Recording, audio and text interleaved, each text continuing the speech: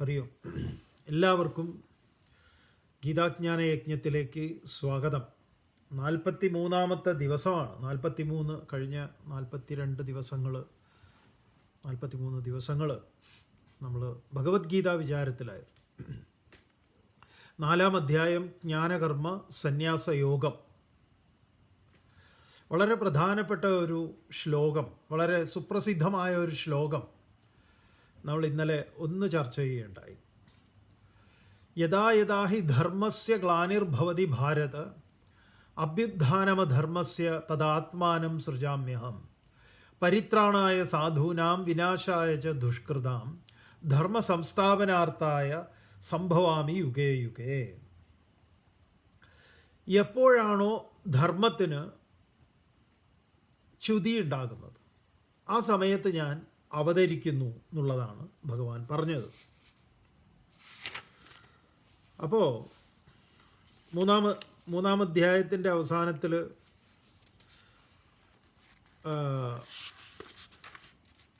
ഭഗവാൻ ആ ധർമ്മത്തെ വിടാതെ കൈക്കൊള്ളാൻ അർജുനനോട് എവിടെയാണ് ആ ധർമ്മത്തിന് ച്യുതി ഉണ്ടാവുന്നത് എന്നുള്ള കാര്യമൊക്കെ പറഞ്ഞു.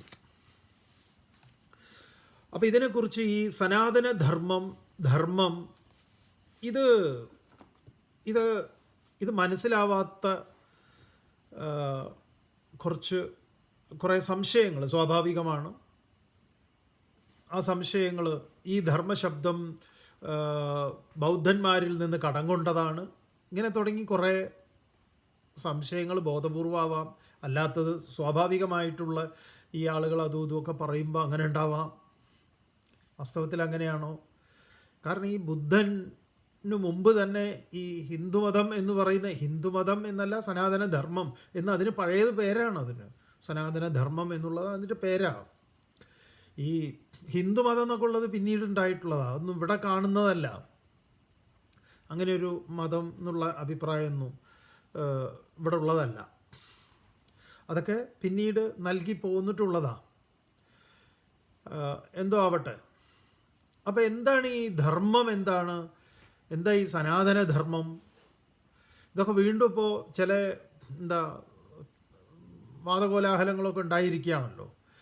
നമ്മൾക്ക് എപ്പോഴും ഇത്തരം വാദകോലാഹലങ്ങളൊക്കെ വലിയ പോസിറ്റീവായിട്ടാണ് പോസിറ്റീവായി കാണുന്ന ഒരാളാണ്. കാരണം എന്താണെന്ന് പറഞ്ഞാൽ ജനങ്ങൾക്ക് കുറച്ചെങ്കിലും അത് അറിയാനുള്ള ഒരു ജിജ്ഞാസ അങ്ങനെ ഉണ്ടാവും.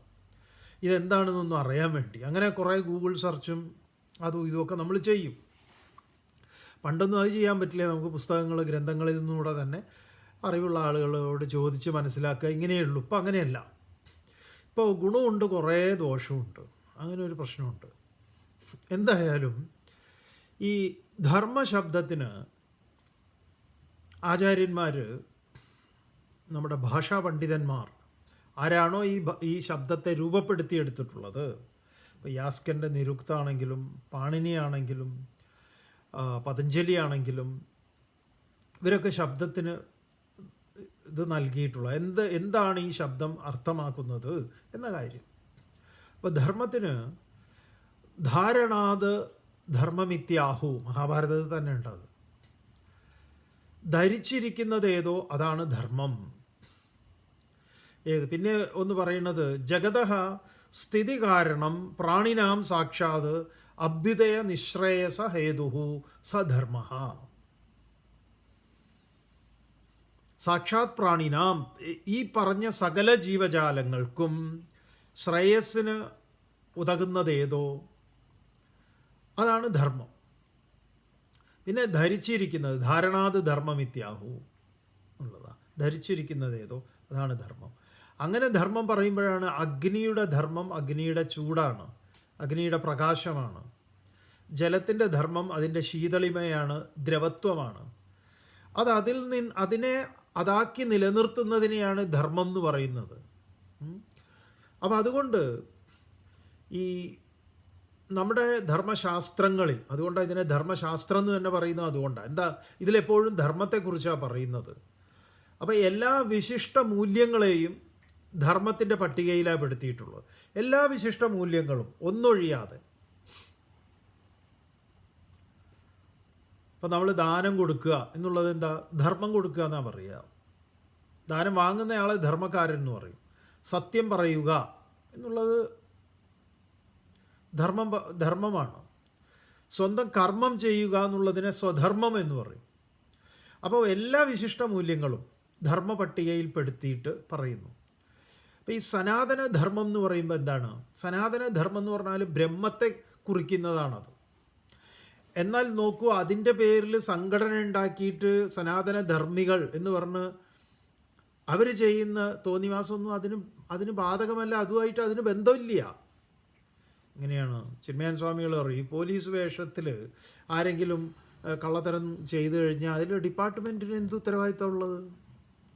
ഏതോ ഒരുത്തൻ കാക്കി യൂണിഫോം ഇട്ട് കള്ളത്തരങ്ങൾ ചെയ്യുന്നു, അതിനർത്ഥം പോലീസ് ചെയ്തു എന്നാണോ?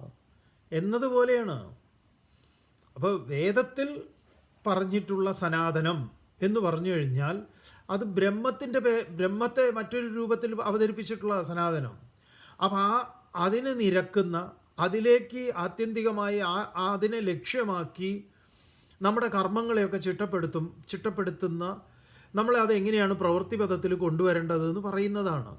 അവിടെ ജാതീയമായിട്ടോ ലിംഗത്തിൻ്റെ പേരിലോ ഒരു മാറ്റി നിർത്തപ്പെടലോ അങ്ങനെയുള്ള കാര്യങ്ങൾ അതിനെക്കുറിച്ച് പറയുന്നില്ല.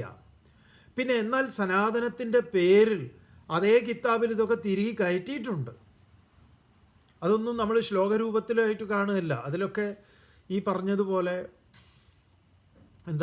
ശങ്കരാചാര്യ സ്വാമികളുടെ ഭാഷ്യത്തിലാണെങ്കിലും ഒക്കെ ഒന്നും ശങ്കരാചാര്യരുടേതല്ല ശരിക്കും സത്യം പറഞ്ഞാൽ. അതൊക്കെ തിരികെ കയറ്റലുകൾ ഉണ്ടായിട്ടുള്ളതാണ്, അത്തരം തോന്നിവാസങ്ങളൊക്കെ. പിന്നെ കഥകളുണ്ട്. ഈ കഥകളെയൊക്കെ ഇപ്പോൾ ശംഭൂകൻ്റെയൊക്കെ കഥ അങ്ങനെ വരുന്നതാണ്. ശംഭൂകൻ ശൂദ്രനായിരുന്നു, അതുകൊണ്ട് അവൻ തപസ് ചെയ്തു, ഉടനെ തന്നെ രാമൻ അവൻ്റെ തല വെട്ടി. അക്ഷരാർത്ഥത്തിൽ അങ്ങനെ നോക്കിക്കഴിഞ്ഞാൽ രാമനും ഈ പറഞ്ഞ പോലെ കൊടും പാപിയാണ്, തർക്കമൊന്നുമില്ല. പക്ഷേ ഇതൊക്കെ കഥകളാണ്. ഇതൊക്കെ ഈ ശംഭൂകൻ എന്നൊക്കെ പറയുന്ന അശാസ്ത്രീയമായ തപസ്സിൻ്റെ പ്രതീകമാണ്. ഈ തപസ് തലകീഴായിട്ടൊന്നുമല്ല ചെയ്യേണ്ടത്. അടങ്ങിയ ഒരു സ്ഥലത്ത് നമ്മുടെ നാട്ടിൽ കാണുന്ന എന്തൊക്കെ ഉണ്ട്, ശൂലം കുത്തിക്കയറ്റുക, എന്നിട്ടിങ്ങനെ റോട്ടിലൂടെ നടക്കുക, ഗരുഡൻ തൂക്കം, അങ്ങനെ ചൂണ്ടയിടുന്ന മത്സ്യത്തിന് ചൂണ്ടയിടുന്ന ഉക്ക് കൊണ്ട് തൂക്കി അതിൻ്റെ മുകളിൽ നിന്നൊക്കെ വീഴുന്നത് കണ്ടിട്ടില്ലേ? ഓഫ്, എന്തൊക്കെ പീഡനങ്ങൾ ശരീരത്തെ ഏൽപ്പിച്ച് ചെയ്യുന്നു. ഇതെല്ലാം ശംഭൂകനാണ്. ഈ ശംഭൂകന്മാരെ വധിക്കപ്പെടേണ്ടതാണെന്ന് പറഞ്ഞാൽ അതൊക്കെ ഉന്മൂലനം ചെയ്യേണ്ടതാണ്. അതൊന്നും സനാതനമായിട്ട് അതിന് ഒരു ബന്ധവുമില്ല. അങ്ങനെ കുറേ അനാചാരങ്ങൾ നമ്മുടെ ഇതിൽ ക്ഷേത്രങ്ങളിലൊക്കെ വന്നുകൂടിയിട്ടുണ്ട്. നാരങ്ങ മുറിച്ച് അതിനെ ഇതാക്കി അതിൽ തിരിവെച്ച് കത്തിച്ച എന്തോ ദോഷം, ഏതോ പൊട്ടൻ ജ്യോത്സ്യൻ ഏതോ സമയത്ത് പറഞ്ഞു കൊടുത്തതാണ്. ഇതൊന്നും അതിലുള്ളതല്ലാന്നേ. ഭഗവാൻ പറയുന്നുണ്ട്, പത്രം പുഷ്പം ഫലം തോയം യോമേ ഭക്തിയാ പ്രയച്ഛതി തത് ഭക്തിബഹൃതം അശ്നാമി പ്രേതാത്മനഹാന. ഒരു ഇല, ഒരു അല്പം ജലം, ഒരു പഴം, ഭക്തിബഹൃതം, ഭക്തിയോടുകൂടി സമർപ്പിക്കുക. ഇതിനൊക്കെ നമ്മൾ മനസ്സിലാക്കിയിരിക്കുന്നത് ഈശ്വരന് സമർപ്പിക്കുക എന്ന് പറഞ്ഞു കഴിഞ്ഞാൽ നമ്മൾ കരുതിയത് ക്ഷേത്ര നടയിൽ കൊണ്ടുവയ്ക്കുക എന്നാണ്. അതാണ് ഏറ്റവും വലിയ പ്രശ്നം. ഈ ക്ഷേത്രവുമായിട്ടാണ് ഈശ്വരനെ നമ്മളിങ്ങനെ തളച്ചിരിക്കുന്നത്.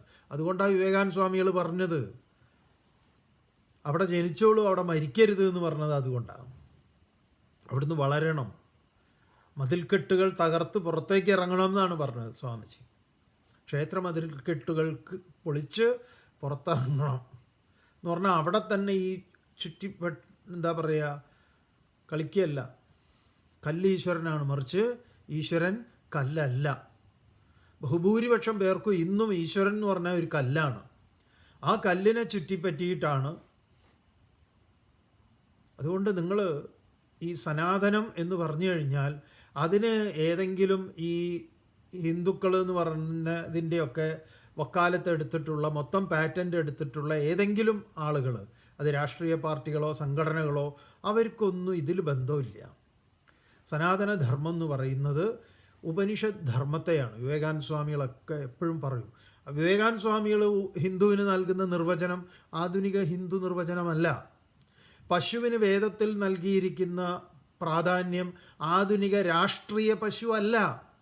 ഇന്നത്തെ കാലത്ത് രാഷ്ട്രീയ പശുവുണ്ട്, അത് വേറെയാണ്, പൊളിറ്റിക്കൽ കൗ.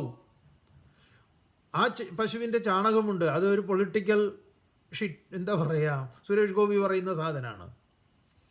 അതിന് രാഷ്ട്രീയമുണ്ട്. ഇന്ന് രാഷ്ട്രീയമില്ലാത്തത് നാട്ടിൽ എന്തിനാണുള്ളത്? വെജിറ്റബിളിന് വരെ രാഷ്ട്രീയമുണ്ട്. നമുക്കിപ്പോൾ ഒന്നും പറയാൻ പറ്റില്ല. നമുക്ക് പാചകമൊക്കെ വലിയ ഇഷ്ടമുള്ള ഒരാളാണ്. ഇപ്പോൾ ചായ ഉണ്ടാക്കാൻ പറ്റില്ല. ചായ ഉണ്ടാക്കിയാൽ അത് ചായ ഉണ്ടാക്കുന്നത് രാഷ്ട്രീയമാണ്. ഇപ്പോൾ ബാച്ചിലേഴ്സിൻ്റെ ഒരു കറിയുണ്ട് നമ്മൾ എപ്പോഴും നമ്മൾ ബോംബെയിൽ കുറേ കാലം ഉണ്ടായപ്പോൾ അവിടെ പതിവായിട്ട് ഉണ്ടാക്കുന്ന ഏറ്റവും എളുപ്പത്തിൽ സാധിക്കുന്നൊരു കാര്യമാണ്. എന്താണ്? സവാള, തക്കാളി, ഇതാണ് മെയിൻ പരിപാടി. കടുകും. അപ്പോൾ സവാള നന്നായിട്ട് അരിയുക, തക്കാളി അരിയുക. ആദ്യം വെളിച്ചെണ്ണ ചൂടാക്കി കടുക് പൊട്ടിക്കുക, എന്നിട്ട് അതിലേക്ക് സവാള ഇടുക, മഞ്ഞൾപ്പൊടി ഇടുക, കുറച്ച് മുളക് പൊടി, മല്ലിപ്പൊടി ഉണ്ടെങ്കിൽ അതിടാം. നന്നായിട്ടൊന്ന് ഇതായി കഴിഞ്ഞാൽ അതിൽ തക്കാളി ഇടുക. എന്നിട്ട് ഒരു അല്പം നന്നായിട്ട് ആ തക്കാളിയുടെ വെള്ളം തന്നെ നന്നായിട്ട് വരും. അപ്പോൾ ഒന്ന് അടച്ചു വെച്ച് അങ്ങനെ വെള്ളം തൊടിയിക്കാതെ അത് ഉണ്ടാക്കാം.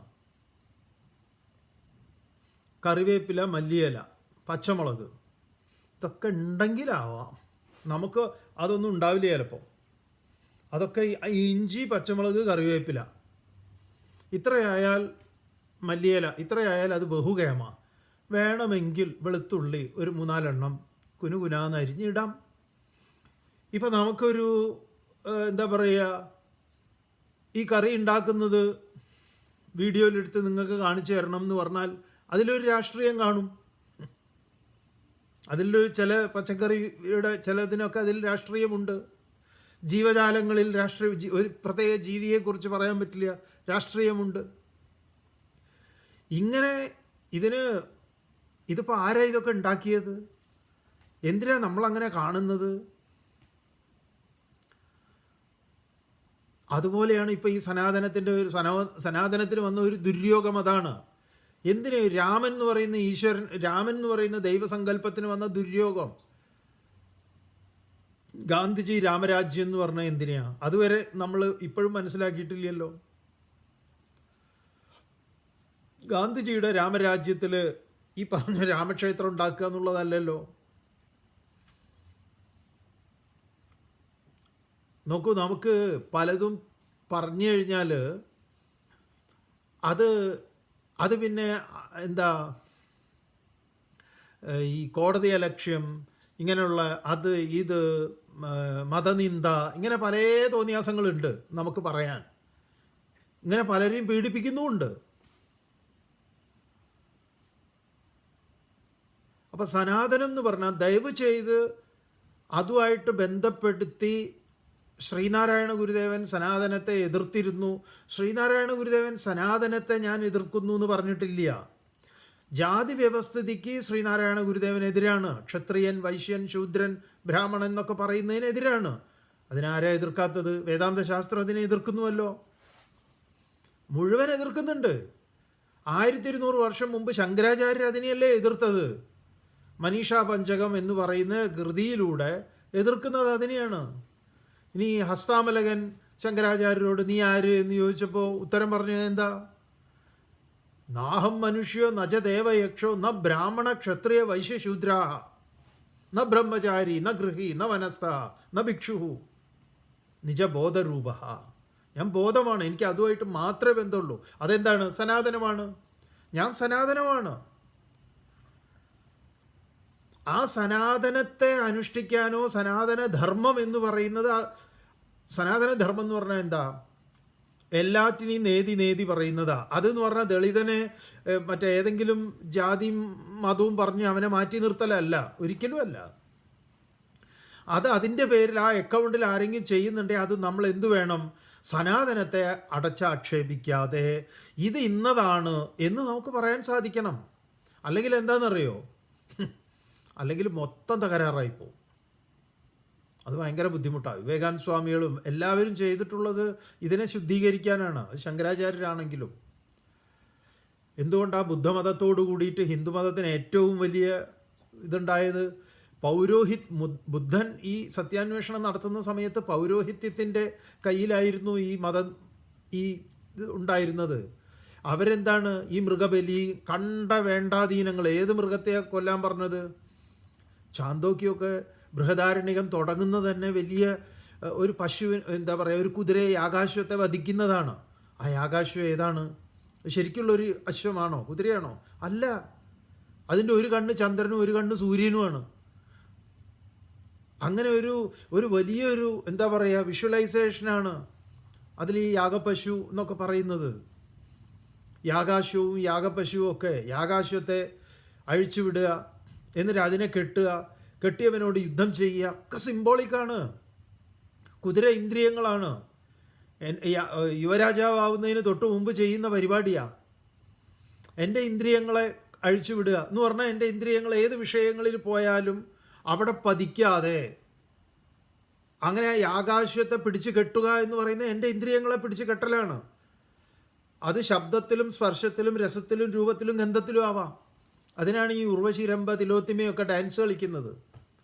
ഈ വിശ്വാമിത്രൻ്റെ അവരുടെ ഇവരുടെയൊക്കെ മുന്നിൽ വന്ന് ഡാൻസ് കളിച്ചു എന്ന് പറയുന്നതിൻ്റെ സിംബോളിസം അതാണ്. എൻ്റെ ഇന്ദ്രിയങ്ങളെ പിടിച്ചു കെട്ടാൻ ഈ ലോകത്ത് ഒരു വിഷയങ്ങളും ഇല്ല എന്ന് ഞാൻ ഉറപ്പാക്കി കഴിഞ്ഞാൽ മാത്രമേ എനിക്ക് രാജ്യം ഭരിക്കാൻ എനിക്ക് അധികാരമുള്ളൂ. അല്ലെങ്കിൽ ലൊട്ടിലൊടുക്ക് ആരെങ്കിലും തരുന്നത് വാങ്ങി പോക്കറ്റിലിട്ട് ഭാര്യയ്ക്ക് കൊടുത്ത് മക്കൾക്ക് മരുമക്കൾക്കൊക്കെ കൊടുത്തു കഴിഞ്ഞാൽ ഞാൻ അതിന് യോഗ്യനല്ല. അതിനെ സിംബോളിക്കായിട്ട് ചെയ്യുന്നതാണ്. ഞാൻ എൻ്റെ ഇന്ദ്രിയ ജയം നേടിയിരിക്കണം. അതിന് പറയുന്നതാണ് ഈ അശ്വമേധം എന്ന് പറയുന്നത്. സർവജിത്ത് യാഗം, യാഗങ്ങളിലെ ഏറ്റവും വലിയ യാഗമാണ് സർവജിത്ത്. സർവത്തിനെയും ജയിക്കലാണ്. അപ്പോൾ സർവജിത്ത് യാഗത്തിൻ്റെ പ്രത്യേകത എന്താ? സർവവും കൈയൊഴിയലാണ്.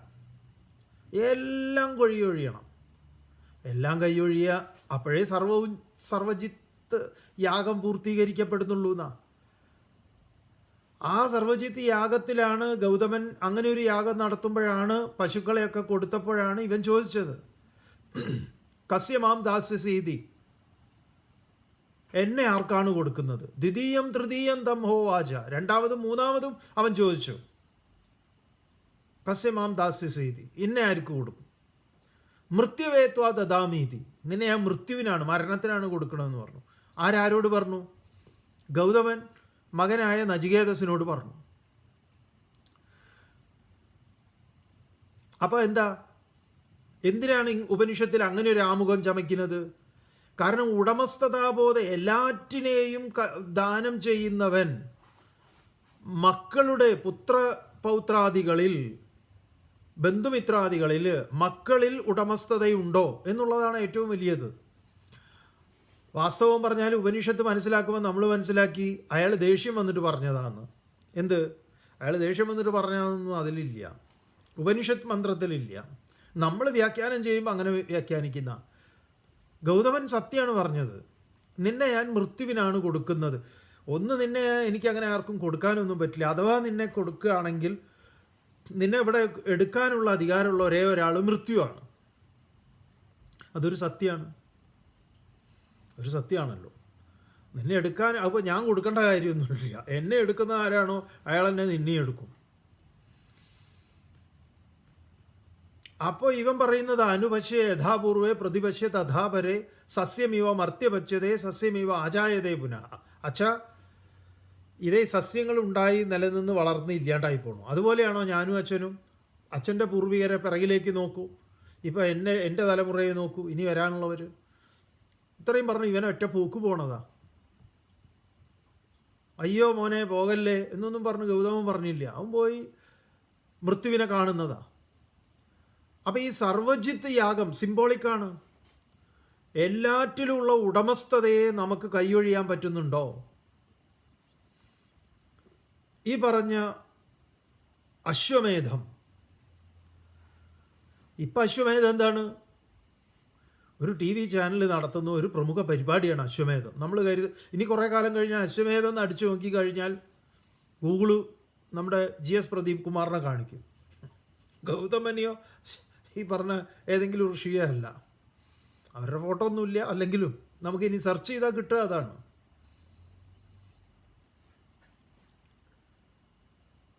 ചോദ്യോത്തര പങ്ക്തി. അതാണോ അശ്വമേധം? അല്ല. വയലാറിൻ്റെതുണ്ടല്ലോ, ആരാണ് എൻ്റെ കുതിരയെ തളയ്ക്കാൻ ധൈര്യമുള്ളവരെന്ന് ചോദിക്കുന്നില്ലേ? ആരുണ്ടൻ കുതിരയെ തളയ്ക്കാൻ? അത് നമ്മൾ സ്വയം ചോദിക്കേണ്ടതാ. എന്താണ്? എൻ്റെ ഇന്ദ്രിയങ്ങളാകുന്ന കുതിരകളെ തളയ്ക്കാൻ പാകത്തിന് ഇവിടെ എന്തുണ്ട് എന്ന് പറഞ്ഞാൽ ഞാൻ അതിലൊന്നും വീഴില്ല. ശബ്ദസ്പർശ രസരൂപ ഗന്ധാദികളെ ഏതെങ്കിലും ഒന്നിൽ എന്നെ തളച്ചിടാൻ ഇതാണ് ജയം എന്ന് പറയുന്നത്. ഇതേതെങ്കിലും ഒരു രാജാവ് ജയിക്ക് വെറുതെ ഒരു കുതിരയെ അഴിച്ചുവിട്ട് അതിനെ കെട്ട് ഈ നിങ്ങൾ ഏത് യാഗം എടുത്ത് നോക്കിക്കോളൂ, ആ യാഗത്തിൽ കുതിരയെ കെട്ടുന്നവൻ ആരാന്നറിയോ? ഇന്ദ്രനാണ്. ആരാ ഇന്ദ്രൻ? മനസ്സാണ്. മനസ്സിനെയാണ് ഇന്ദ്രൻ എന്ന് പറയുക. ദേവേന്ദ്രൻ, ദേവന്മാർ എന്ന് പറഞ്ഞാലോ ഇന്ദ്രിയങ്ങളാണ്. ഉപനിഷത്തിൽ പറയുന്നതാ, അല്ലാതെ സന്ദീപാനന്ദഗിരി ഒരു വ്യാഖ്യാനം ഉണ്ടാക്കുന്നതല്ല. നമ്മൾ നിങ്ങളോട് പറയുന്നത് എല്ലാം പ്രമാണത്തിൽ നിന്നാണ്.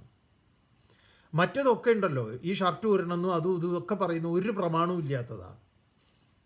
വായെ തോന്നിയ ആർക്കോ പാട്ട് എന്ന് പറഞ്ഞ പോലെ ഉണ്ടാക്കുക നിയമം. ഓരോരോ കാലത്ത് ഓരോരുത്തരുടെ സ്വാർത്ഥതയെ, നമ്മുടെ ഈ അക്ഷയ തൃതീയയ്ക്ക് സ്വർണം മേടിച്ചാൽ എന്തോ കിട്ടുന്നുണ്ടാക്കിയില്ലേ, ഇപ്പം അതൊരു ഹിന്ദു ആചാരമാണ്, ഒരു വിശ്വാസമാണ്. ആരോ പറയുണ്ടായി രാമൻ സീതയ്ക്ക് സ്വർണം കൊടുത്ത ദിവസമാണെന്ന്. എന്തൊന്ന് ആലോചിച്ച് നോക്കണേ. ഇപ്പം രാമൻ്റെ ബലം വന്നു. എല്ലാം ഓരോ കാലത്ത് ഈ വ്യാപാരത്തിനും അധികാരത്തിനും ഒക്കെ വേണ്ടിയിട്ട് ഉണ്ടാക്കി വെച്ചതാണ്. അപ്പം നിങ്ങൾക്ക് ഈ സനാതന ധർമ്മം എത്ര പറഞ്ഞിട്ടും മനസ്സിലാവുന്നില്ല എങ്കിൽ നിങ്ങൾ ആദ്യം നിങ്ങളുടെ മനസ്സിൽ നിന്ന് ആ ഉപ്പുകല്ല് മാറ്റണം. ഏത് ഉപ്പുകല്ല്? ഈ കുറേ നിങ്ങളുടെ മുൻ ധാരണകളുണ്ട്. ആ ധാരണകൾ എന്തൊക്കെയാണ്?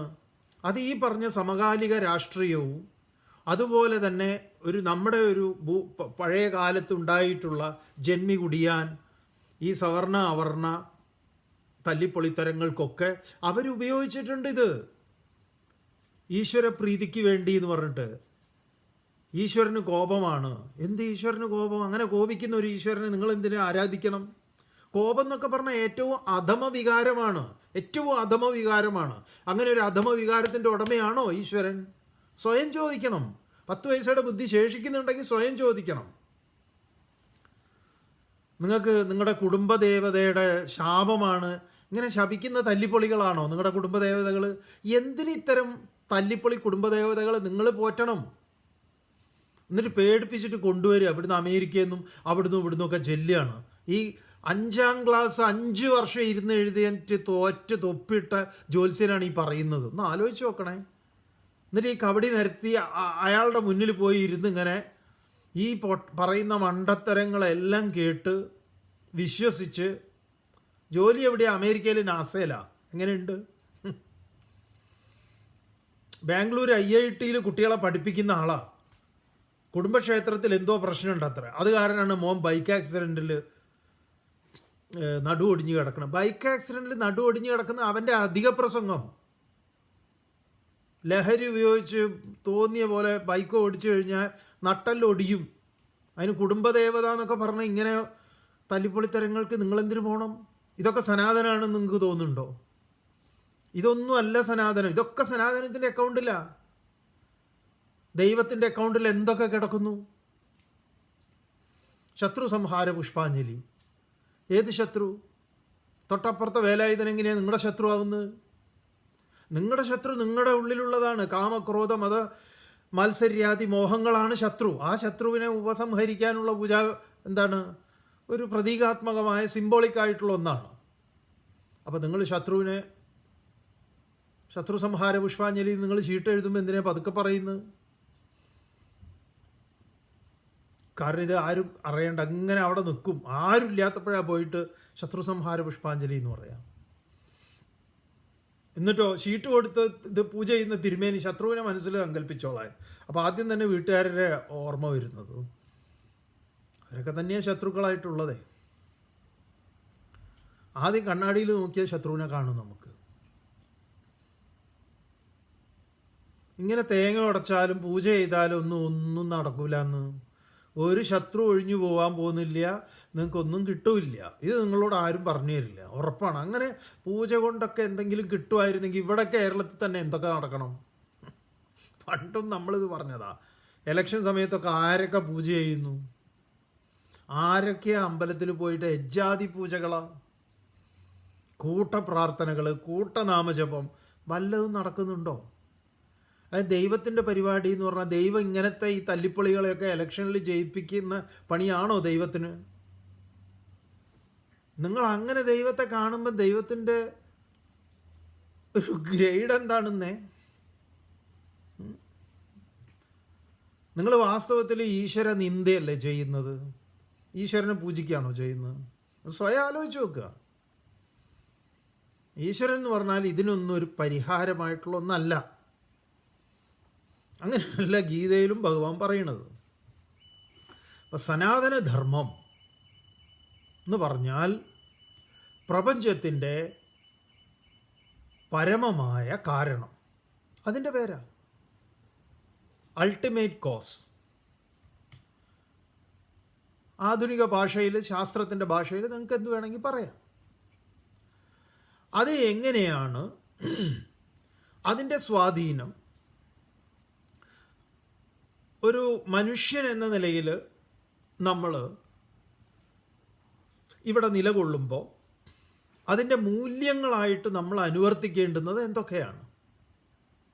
സ്നേഹം, ദയാവായ്പ്, കാരുണ്യം, പരസ്പര ധാരണ, ഇങ്ങനെ എടുക്കുക കൊടുക്കുക. അതിനാണ് ഭഗവാൻ മുമ്പ് പറഞ്ഞത്, യജ്ഞത്തോടു കൂടിയാണ് ഞാൻ സൃഷ്ടിച്ചത്. സഹ യജ്ഞാ പ്രജാ സൃഷ്ട പുരോവാച പ്രജാപതി അനേന പ്രസവിഷ്യധ്വം. ഇതുകൊണ്ട് നിങ്ങൾ അഭിവൃദ്ധിപ്പെടുവിൻ. ഏതുകൊണ്ട്? ഈ ധർമ്മം കൊണ്ട്. അപ്പം ഈ ധർമ്മത്തെ തന്നെ യജ്ഞം എന്ന ശബ്ദം കൊണ്ട്, യോഗം എന്ന ശബ്ദം കൊണ്ട്, സനാതനം എന്ന മാത്രം ശബ്ദം കൊണ്ട് എല്ലാം പറഞ്ഞിട്ടുണ്ട്.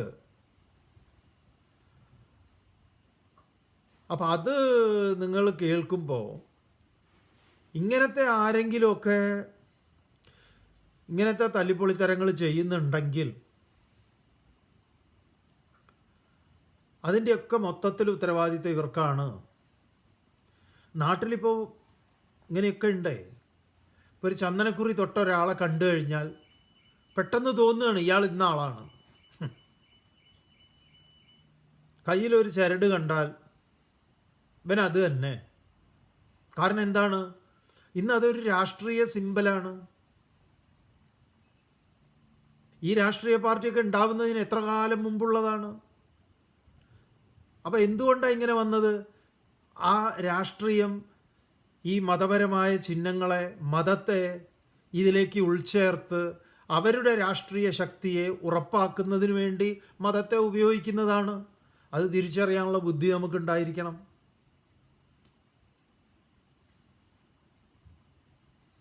അപ്പം മറ്റുള്ളവരെന്ത് വിചാരിക്കുമെന്ന് കരുതി നമ്മൾ പലതും ഒഴിവാക്കുന്നു. അയ്യേ, എന്നെ ഇങ്ങനെ കണ്ടാൽ മറ്റുള്ളവരെന്ത് കരുതും, അതുകൊണ്ട് വേണ്ട. അതൊക്കെ ഈ അടുത്ത കാലത്ത് വന്നതാ. കാരണം അത്രമേൽ ഇത് ദുഷിപ്പിച്ചു ഇതിനെ. അതുകൊണ്ടാണ് ഇത് ഇന്നതാണ്. അപ്പം അതുകൊണ്ട് ദയവ് ചെയ്ത് നിങ്ങൾ ഇപ്പം ശ്രീനാരായണ ഗുരുദേവനെയൊന്നും ഇങ്ങനെ ആരും പറയാറില്ലായിരുന്നു. ശങ്കരാചാര്യരൊക്കെ പറഞ്ഞത് അന്ന് കൃത്യമായിട്ട് അത് അഡ്രസ്സ് ചെയ്യാത്തത് കൊണ്ടാണ്. ശങ്കരാചാര്യരല്ലേ വാസ്തവത്തിൽ ഇതിനൊക്കെ തുടക്കം കുറിച്ചത്, ഈ അനീതിക്കെതിരെ. പക്ഷെ നമ്മൾ എന്ത് ചെയ്തു? ശങ്കരാചാര്യർ ഇങ്ങനെ പൂണൂലൊക്കെ കൊടുത്ത് ഇങ്ങനെ രവിവർമ്മ വരച്ചു വെച്ചപ്പോൾ ഇയാൾ ഇങ്ങനെ ഒരാളാണ്. എന്നാൽ ശങ്കര കൃതികൾ പഠിച്ചിട്ടുണ്ടോ? ശങ്കരാചാര്യരുടെ ജീവിതം പഠിച്ചിട്ടുണ്ടോ? പങ്ങോരാരായി?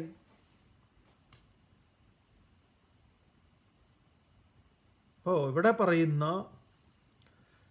ജഗതഃ സ്ഥിതി കാരണം, ഈ പ്രപഞ്ചത്തിൻ്റെ സ്ഥിതിക്ക് കാരണമായിട്ടുള്ളത് പ്രാണിനാം സാക്ഷാത് അഭ്യുദയ നിശ്രേയസ ഹേതു.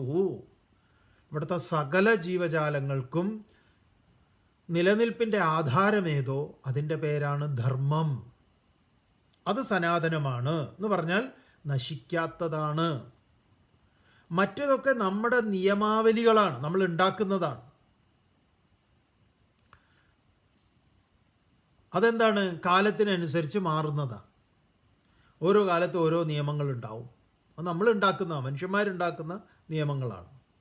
ഇത് പ്രകൃതിയുടെ ഒരു നിയമമാണ്. ഇത് മാറ്റമില്ലാത്തതാണ്. എന്ന് പറഞ്ഞാൽ ഒരു യുഗത്തിലുണ്ടായി വേറൊരു യുഗത്തിൽ ഇല്ലാണ്ടായി എന്ന് പറയുന്നതല്ല. ഇതിൻ്റെ പ്രപഞ്ചോൽപത്തി മുതൽ, അതിപ്പോൾ നമ്മൾ സയൻസിൽ ബിഗ് ബാങ് ആയിട്ടും ബിഗ് ക്രഞ്ച് ആയിട്ടും ഒക്കെ പഠിച്ചാലും ഇത് ഒരു ചെറിയ വിത്ത് അതിൻ്റെ കാരണരൂപത്തിൽ ഒളിഞ്ഞിരിക്കുന്നതും കാര്യരൂപത്തിൽ വൃക്ഷമായിരിക്കുന്ന രൂപത്തിലുമൊക്കെ വിസ്തരിച്ച് പറയുന്നുണ്ട്. എങ്ങനെയാണ് ഓരോന്നും ഇതിൽ അന്തർലീനമായിട്ടിരിക്കുന്നത്.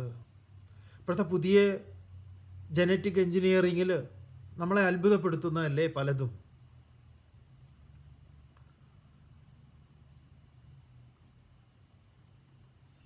പല പല പരീക്ഷണ നിരീക്ഷണങ്ങളും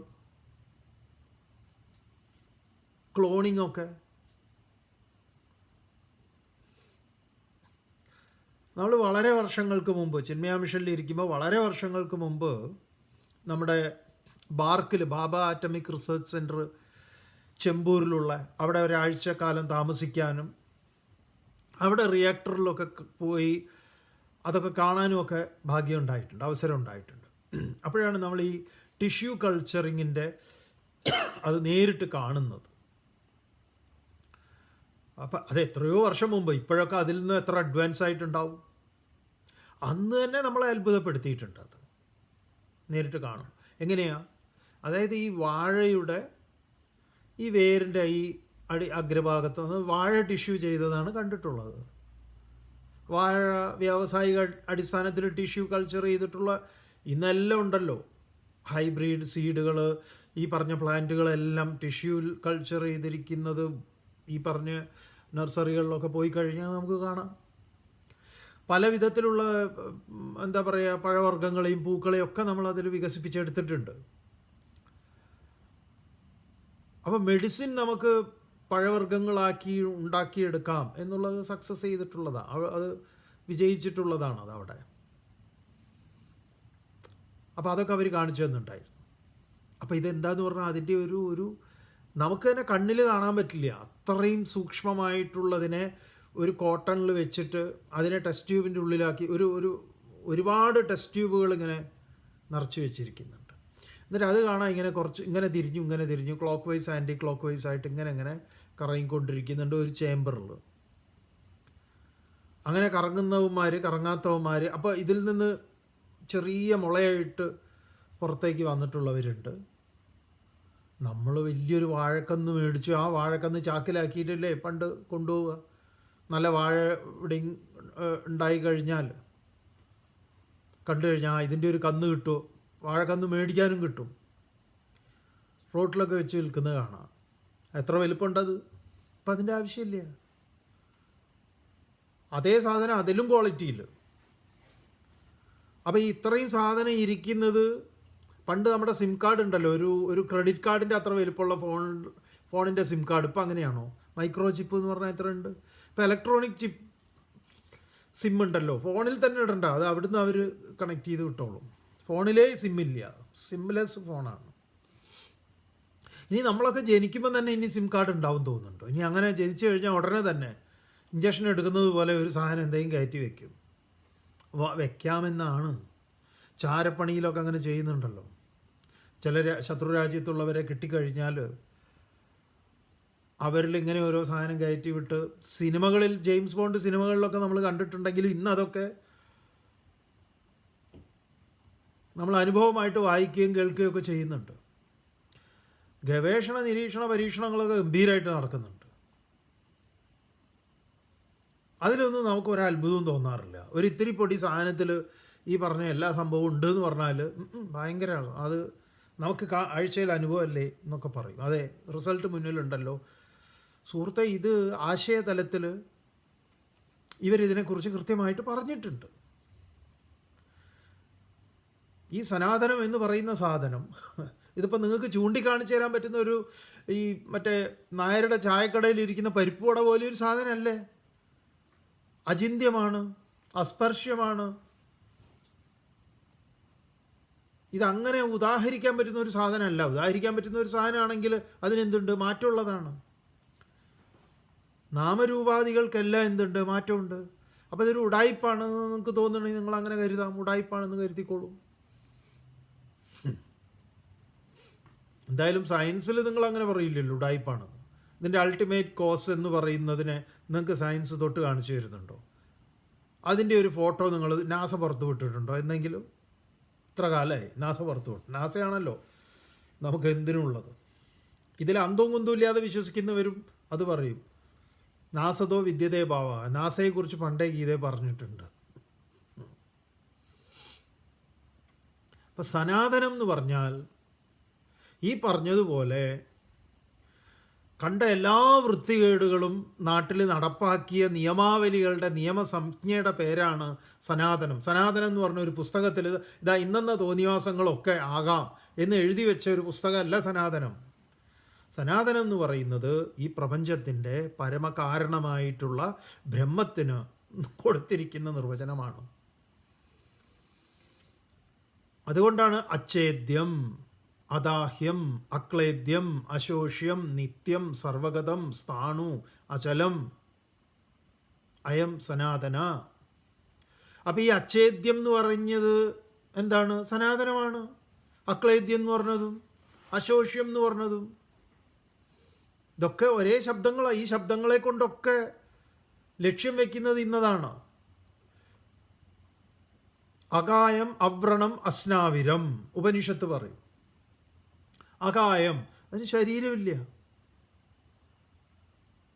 എന്നാൽ വീണ്ടും ശരീരമില്ല എന്ന് പറഞ്ഞാൽ പിന്നെ വീണ്ടും എന്തിനാ വേറെ ഒരു ഇത് പറയുന്നത്? അസ്നാവിരം, അത് നാഡീ ഞരമ്പില്ലാത്തതാണെന്നാ. സ്നായുക്കളില്ല, ഞരമ്പില്ല. അവ്രണം എന്ന് പറഞ്ഞാൽ മുറിവേൽക്കാൻ പറ്റില്ല, മുറിക്കാൻ പറ്റില്ല. എന്താ അത്? സൂക്ഷ്മ ശരീരവും കാരണശരീരവും സ്ഥൂല ശരീരവും ഇല്ലാത്തതാണ്. അതുകൊണ്ടാണ് അതിനെ അങ്ങനെ പറഞ്ഞത്. അകായം, അവ്രണം, അസ്നാവിരം, ശുദ്ധം, അപാപവിദ്ധം, പരിഭൂ, സ്വയംഭൂ, യാഥാതത്യതോ അർത്ഥാൻ ശാശ്വതീഭ്യ സമാഭ്യ. ഉപനിഷത്ത് പറയുന്നത് അതെല്ലാറ്റിനും മുൻപേ പോകുന്നതാണ്. കാരണം അതിലാണ് ഇതെല്ലാം പോണത്. ഇപ്പം സ്പേസിന് തന്നെ സ്പേസ് കൊടുത്തവനാണത്. സ്പേസിലാണല്ലോ സകലതും. വായു സ്പേസിലാണ്, ബാക്കിയുള്ള എല്ലാം സ്പേസിലാണ്. സ്പേസാണ് ഈ നമ്മൾ പറയുന്ന പഞ്ചമഹാഭൂതങ്ങളിൽ ഏറ്റവും സട്ടിലായിട്ടുള്ളത്, സൂക്ഷ്മമായിട്ടുള്ളത്, ഇന്ദ്രിയങ്ങൾക്ക് വിഷയമല്ലാത്തത്. വായുവിനും ഇടം കൊടുത്തിരിക്കുന്നത് അവനാണ്. അതിനും ഇടം കൊടുത്തത് അതാരുടെ ഒരു തോന്നിയാസത്തിനും വന്നിട്ടുള്ളതല്ല. അത് ഋഷി അതിനെ അവതരിപ്പിച്ചത്. അതാണ് ഞാനെന്നറിയുമ്പം എന്നിൽ എന്നാൽ അതിനെ അറിയുന്നതുകൊണ്ട് എന്താ ഗുണം? അതിനെ അറിയുന്നതുകൊണ്ടുള്ള ഗുണം അതിനെയാണ് പറഞ്ഞത് ആത്മബോധത്തിലൊഴിച്ച് മറ്റിടത്തെല്ലാം മനുഷ്യൻ ഭിന്നനാണ്, വ്യത്യസ്തനാണ്. അതിൽ യാതൊരു വൈവിധ്യങ്ങളോ ഭിന്നമോ ഇല്ല. എന്തുകൊണ്ടെന്നാൽ അത് ഏകമാണ്. അപ്പോൾ അതൊഴിച്ചുള്ളതൊക്കെയോ അയഥാർത്ഥ്യങ്ങളാണ്. അപ്പോൾ ഒരുവനെ ഡീസൻ്റ് ആക്കുന്നതിന് അത് കാരണമാണ്. കാരണം ഞാൻ എന്തിന് മറ്റുള്ളവനോട് കോപിക്കണം? ശങ്കരാചാര്യർ ഭജഗോവിന്ദത്തിൽ പറഞ്ഞതുപോലെ ത്വയി മയി ച അന്യത്ര ഏകഹ വിഷ്ണു. അതാ ഈ സനാതനം എന്ന് പറയുന്ന പേരാ വിഷ്ണു. ദേവേഷ്ടി വ്യാപ്നോതി ഇത് വിഷ്ണു സനാതനത്തിൻ്റെ മറ്റൊരു പേരാണ് സുഹൃത്തുക്കളെ. അല്ലാതെ സനാതനം എന്ന് പറഞ്ഞൊരു പഴംപൊരി പോലെ വേറൊന്നും, പിന്നെ എന്താ പറയുക, സുഗീൻ, ബോണ്ട, പരിപ്പുവട, ഉള്ളിവട എന്ന് പറയുന്ന വേറെ കുറേ സാധനങ്ങളും അല്ല ഇതൊക്കെ. നമുക്കിങ്ങനെ കേട്ട് അങ്ങനെയായിപ്പോയി. അതല്ല. നിന്നിലും എന്നിലും എല്ലായിടത്തും ത്വയി മയി ച അന്യത്ര ഏകഹ വിഷ്ണു വ്യർത്ഥം കുപ്യസി മയി അസഹിഷ്ണു. എന്തിനാ നിനക്ക് ഈ അസഹിഷ്ണുത? ഈ അസഹിഷ്ണുതയ്ക്ക് കാരണം എന്താണ്? പലതാണെന്ന് കാണുന്നത് കൊണ്ടാണ്. ഈ ഭേദങ്ങൾ അസ്തമിപ്പിക്കുന്ന ചിന്തയാണിത്. അത് ഉത്കൃഷ്ടമല്ലേ? നമ്മൾ ഭേദങ്ങളെ അവസാനിപ്പിക്കാൻ എന്തൊക്കെയാ പറയാറ്? രക്തത്തിൻ്റെ നിറം ഒന്നല്ലേ? എന്താ രക്തത്തിൻ്റെ നിറം ഒന്നല്ലേ എന്ന് ചോദിക്കുമ്പോൾ കുറച്ചെങ്കിലുമൊക്കെ ഭേദം അവസാനിക്കുന്നുണ്ട്. ഇത് അതിനേക്കാൾ സൂക്ഷ്മമാണ്. ഇനി ഇതിൻ്റെ അപ്പുറത്തേക്ക് ഒന്നുമില്ല പോവാൻ. അതുകൊണ്ടാണ് അതിനെയാണ് സനാതനം എന്ന് പറഞ്ഞത്. അതിൽ നിന്ന് ഭിന്നമായ, അതിന് തടസ്സം നിൽക്കുന്ന, അതിനെ വിസ്മരിപ്പിക്കുന്നതാണ് അധർമ്മങ്ങൾ. അതെവിടെ ഉണ്ടാകുന്നോ അപ്പം ഞാൻ എന്ത് ചെയ്യുന്നു? അവതരിക്കുന്നു. എന്തിന്? പരിത്രാണായ സാധൂനാം. അത് ചില സമയത്ത് സമൂഹത്തിലെ മൊത്തത്തിലുള്ള അനീതിക്ക് ചിലപ്പോൾ ഒരാൾ ആ ധർമ്മബോധത്തിൽ ആൾ മുന്നിലേക്ക് വരും. ഒരുപാട് പേര് അനുഭവിക്കുന്ന ദുരിതമായിരിക്കാം, ദുരന്തമായിരിക്കാം. അപ്പം അയാൾക്ക് തോന്നും ഇതിനെതിരെ പ്രതികരിക്കണം, ബോധവൽക്കരണം നടത്തണം. ആ സമരത്തിൽ അദ്ദേഹം വിജയിക്കും. അല്ലെങ്കിൽ ഒരാൾ തുടങ്ങി വയ്ക്കും. ആ തുടങ്ങി വെച്ച സമരം പിന്നീട് മറ്റൊരാൾ ഏറ്റെടുക്കും. അങ്ങനെയാണല്ലോ നമ്മുടെ അവകാശ സമരങ്ങളൊക്കെ അവസാന അവകാശത്തിലെത്തിയത് എപ്പോഴാണ്? ഓരോരോ സമരങ്ങൾ പിന്നീട് വന്നിട്ടാ. ഈവൻ തൃശ്ശൂർ പൂരം, നമ്മൾ ഇന്ന് കാണുന്ന തൃശ്ശൂർ പൂരം സർവർക്കും പങ്കാളിത്തം ഉണ്ടായിരുന്നോ? ഇല്ല. സമരങ്ങൾ നടന്നിട്ടില്ലേ? വലിയ സമരങ്ങൾ നടന്നു. എന്തൊക്കെയായിരുന്നു സമരങ്ങൾ? സർവർക്കും പങ്കാളിത്തം വേണം. അന്ന് സർവർക്കും പങ്കാളിത്തം ഉണ്ടായിരുന്നോ? ഇല്ല. നമ്പൂതിരിമാരുടെ ആധിപത്യത്തിലായിരുന്നു എല്ലാം നിശ്ചയിച്ചിരുന്നത്.